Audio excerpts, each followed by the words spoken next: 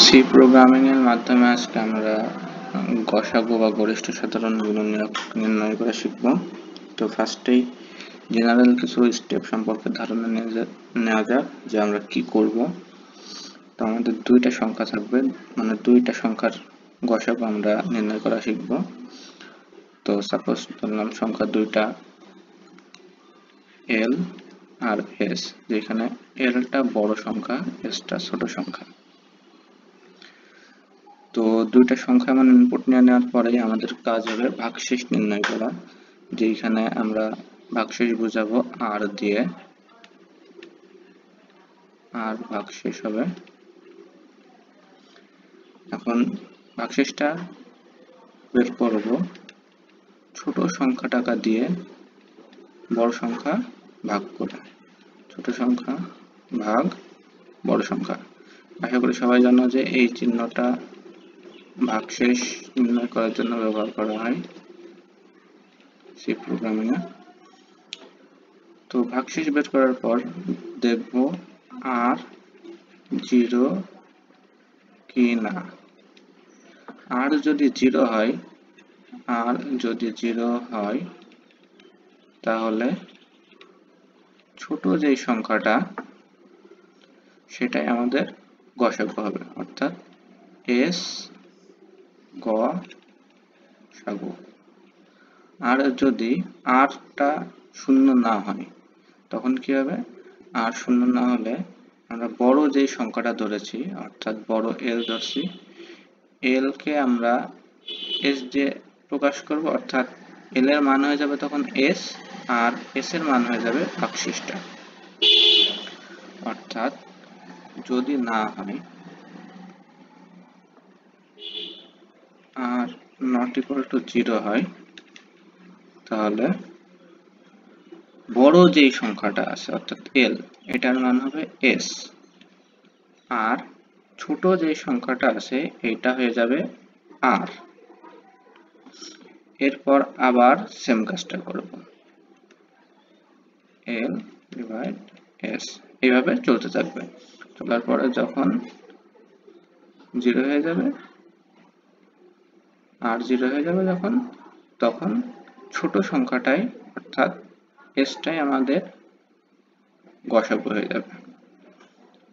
আশা করি এটুকু বুঝে গিয়েছে, মানে মেইন সিস্টেমটা।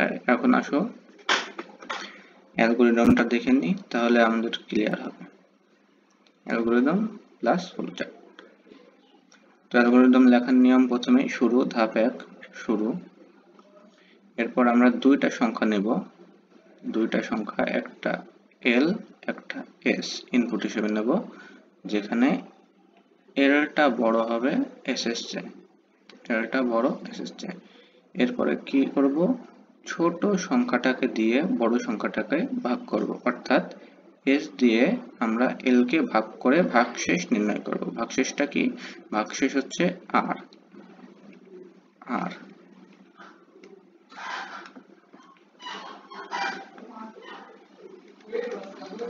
ভাগশেষ নির্ণয় করার পর দেখব যে ভাগশেষের মানটা জিরো কিনা।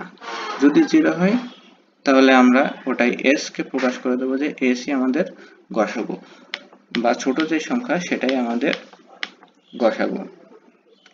আর যদি না হয় তাহলে এই যে বড় সংখ্যাটাকে এস ধরবো, আর এস অর্থাৎ ছোট সংখ্যাটাকে যে ভাগশেষ ছিল সেই ভাগশেষটা দিয়ে পুনরায় 3 নং ধাপ, অর্থাৎ পুনরায় আবার ওই এল ভাগ আর এস করব। এরপর আবার ভাগশেষটা নির্ণয় করব। যতক্ষণ না ভাগশেষের মান জিরো হবে ততক্ষণ আমরা এই কাজটা করে যাব। আর যখন ভাগশেষের মান জিরো হয়ে যাবে তখন আমরা গসাগু লিখে দেব যে এস এর মানই গসাগু। আর ধাপ 6 শেষ। আচ্ছা, তাহলে ফ্লোচার্ট অ্যালগরিদম দেখার পর ফ্লোচার্টটাও দেখে ফেলি। ফ্লোচার্ট প্রথমটা স্টার্ট দিয়ে শুরু করলাম, এরপর ইনপুট হিসেবে নেব এল আর এস এর মান, যেখানে আমরা বলে দিচ্ছি যে এল এর মানটা এস এর চেয়ে বড়। এরপর কি করব? এরপর আমরা ভাগশেষ নির্ণয় করব। ভাগশেষটা কিভাবে হবে? ছোট সংখ্যাটাকে দিয়ে আমরা বড় সংখ্যাটাকে ভাগ করব, তাহলে ভাগশেষ যত হবে সেটা দিয়ে আমরা পরবর্তী ডিসিশন নেব। যদি ভাগশেষ 0 হয়, এই যে আমরা পরে ডিসিশন নেওয়ার ক্ষেত্রে কি ইউজ করতে হয়, ডিসিশন নেওয়ার ক্ষেত্রে ইউজ করতে হয় ডায়মন্ড। ডায়মন্ডের ভিতরে আমরা প্রশ্ন করছি যে আরটা কি, অর্থাৎ ভাগশেষটা কি 0 এর সমান। যদি হ্যাঁ হয় তাহলে আমাদের ছোট সংখ্যাটাই গসাগু, অর্থাৎ আমরা এস প্রিন্ট করে দেব, তারপর শেষ। আর যদি না হয় তাহলে বড় সংখ্যাটাকে এস দেব আর ছোট সংখ্যাটাকে ভাগশেষ। আচ্ছা, এরপর আবার সেই এল ভাগ এস ভাগশেষ বের করব, যদি 0 না হয় আবার এই ধাপ কন্টিনিউ করব, 0 হলে এস কন্টিনিউ করে আমরা এস প্রিন্ট করে দেব এবং এন্ড হয়ে যাবে।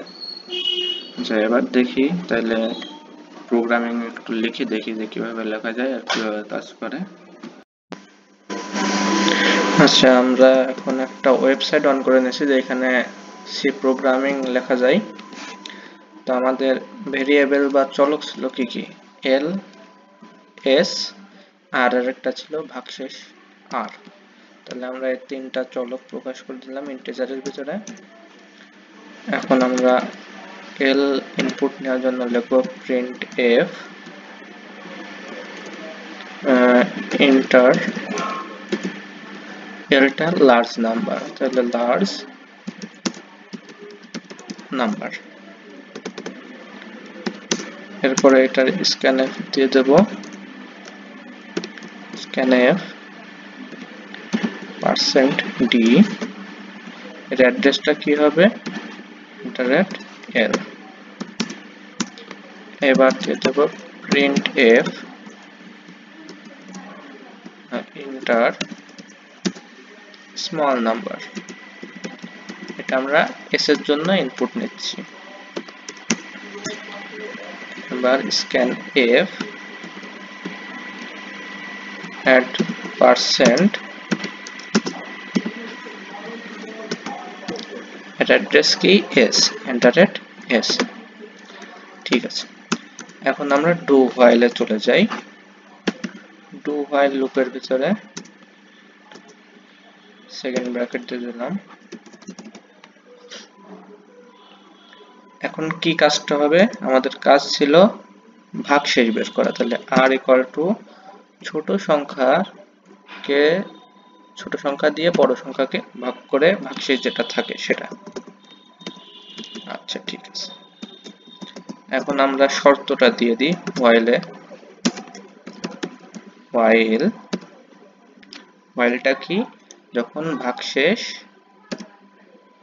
নট ইকুয়াল 0 তখন কি, তখন প্রিন্ট এফ। আচ্ছা, এটা বোঝার আগে আর একটু বুঝে আসি। এখানে দেখো যেহেতু আর নট ইকুয়াল 0 দিছে, তার মানে আর যতক্ষণ পর্যন্ত 0 হবে না ততক্ষণ পর্যন্ত আমাদের এই ডু হোয়াইল লুপটা চলতে থাকবে। তাহলে আর যদি 0 না হয় তাহলে কি হবে, বড়টা হয়ে যায় ছোটটা, মানে এল ইকুয়াল টু এস, আর ছোটটা হয়ে যায় ভাগশেষ, অর্থাৎ এস ইকুয়াল টু আর। এখন আমাদের গসাগু কি ছিল, ছোট নাম্বারটা, তাহলে প্রিন্টএফ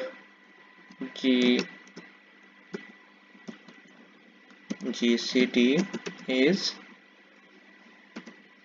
%d।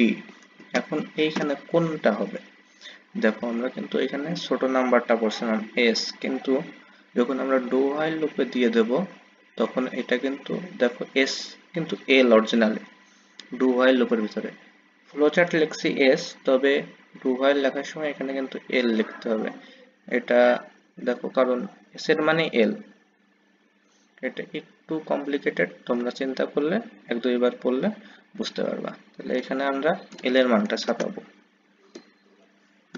আচ্ছা, তো সবকিছুই কমপ্লিট, নাম দিয়ে দেখি কোথায় এরর আসলো। এইখানে আমরা ব্র্যাকেটটা ক্লোজ করে নিই, আবার ঠিক আছে।